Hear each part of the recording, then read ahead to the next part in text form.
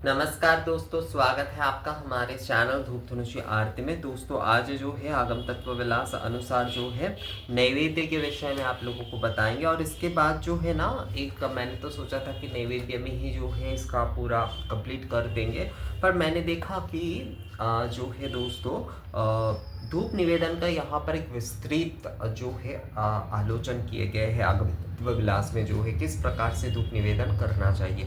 ये मैंने वैसे आप लोगों को एक बार जो है जो कि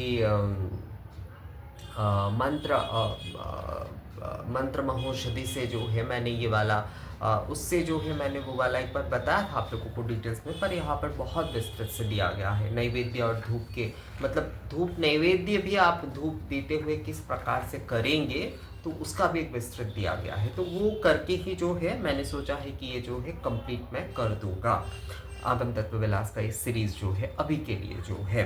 तो नैवेद्य के विषय में यहाँ पर बहुत कुछ कहा नहीं गया है। कहा गया है कि जो आपको प्रिय है वही आप देवता को दे सकते हैं। यहाँ पर केवल तेजस्व के बारे में जो है ना थोड़ी सावधानी जो है करने के विषय में कहा गया है। कहा गया है कि हैरण्य राजतं कांशन ताम्रा मृण्मय वेबा पलाशं श्रीहरि पात्रं नैवेद्यम कल्पयेद बुध। अर्थात जो है आगम कल्पद्रुम के अनुसार विद्वान पूजक सोने चांदी कांसा तांबा मिट्टी के पात्र में अथवा पलाश पत्र पर ही श्रीहरि को नैवेद्यादि प्रदान करे।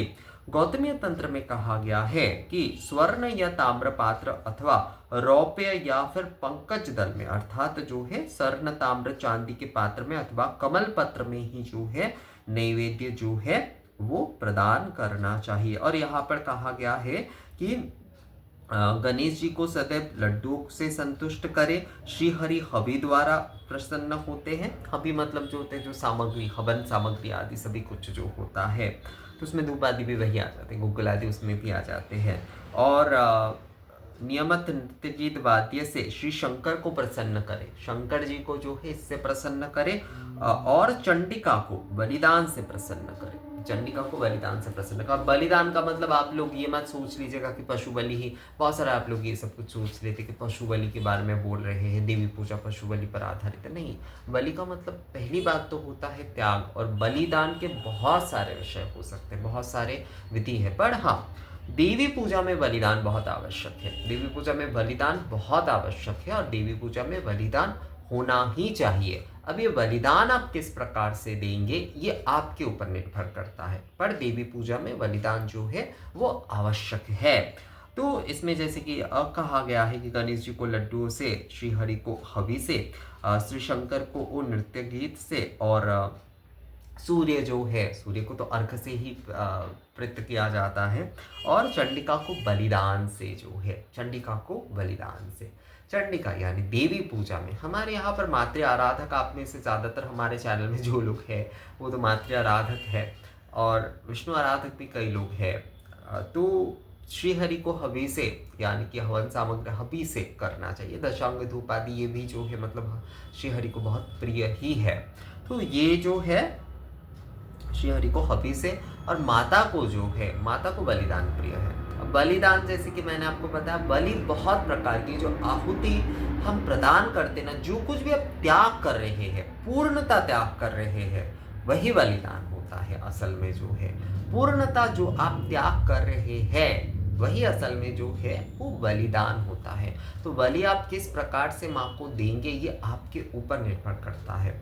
पशु बलिदान आदि का विधान भी जो है देवी पूजा में है, उसके साथ साथ और भी कई बलिदान का विधान है। बहुत सारे आप लोग मैं देखता हूँ बहुत अलग से कमेंट्स करते बलिदान का विषय उठते ही कि बलिदान बंद होना चाहिए या नहीं, ये संभव नहीं है। शक्ति पूजा में बलिदान बंद होना संभव नहीं है, बिल्कुल भी बंद होना संभव नहीं है। और शक्ति पूजा जो है बलिदान के बिना भी जो है वो अधूरा है। पर बलिदान के कई सारे विधान हैं। तो बलिदान किस प्रकार से, क्योंकि नैवेद्य के जब विषय आते हैं ना तो बलिदान भी उसके एक विषय होते हैं दोस्तों, क्योंकि वो भी जो है एक प्रकार से निवेदन हो रहा है। तो निवेदन जो कुछ हो रहा है तो वो तो नैवेद्य ही है। तो इसमें जो है आगम तत्व विलास में इतना ही कहा गया है नैवेद्य के विषय में कि यहाँ पर कि सोने चांदी कांसा तांबा मिट्टी के पात्र में जो है या पलाश पात्र में जो है नैवेद्य आदि देना चाहिए। तो पीतल आदि के पात्र आदि के, कांसे के पात्र में आप जो है जल मत दीजिएगा कभी, जल जो है उसमें निवेदन नहीं किया जाता है। बाकी के बाकी आप जो है भोजन आदि अगर देना चाहते हैं तो वो आप दे सकते हैं, पर कांसे के पात्र में कभी भी जल नहीं देना चाहिए, इस बात का जो है ध्यान रखिएगा आप जो है। तो यही था अगम तत्व विलास अनुसार जो है नैवेद्य के विषय में। यहाँ पर मूलतः तेजस्सु के विषय में ही कहा गया है, तो और इस विषय को और बढ़ाने का कोई मतलब नहीं होता है। तो मुझे लगता है कि ये विषय आप लोगों को, हाँ यहाँ पर एक विषय कहा गया है कि उपचारों के अनंतर, मतलब नैवेद्य में उपचार निवेदन करते हुए जो है उपचार निवेदन करते हुए जो है अच्छा उपचार करने के बाद नैवेद्य उपचार निवेदन करने के बाद जो है जल भी देना चाहिए, मतलब पुनराचमनीय जो है वो देना चाहिए। और स्नान वस्त्र तथा नैवेद्य प्रदान के समय आचमन प्रदान करना चाहिए। अच्छा जल भी देना चाहिए, मतलब ये पानी के बारे में कहा गया है, नहीं बीच बीच में जल भी देना चाहिए, पुनराचमनीय भी देना चाहिए, और पानीय भी जो है मतलब जल।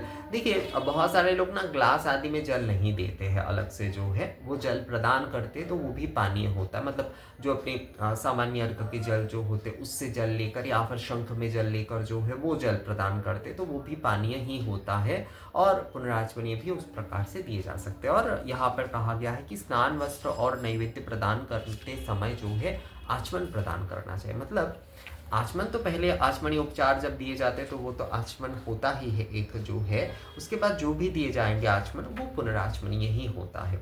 तो यही विषय है कि नैवेद्य की बात जो है जल भी जो है वो देना चाहिए, पुनराचमनीय का और जो है जल जो है वो देना चाहिए, ये विषय जो है ये ध्यान देने वाला विषय है। तो आगम तत्व विलास अनुसार नैवेद्य के विषय में यही कहा गया था, और मुझे लगता है ये विषय आप लोगों को समझ में भी आ गया है। कैसा लगा ये विषय मुझे कमेंट्स करके ज़रूर बताइएगा। मिलेंगे आपसे अगली वीडियो में, तब तक के लिए नमस्कार।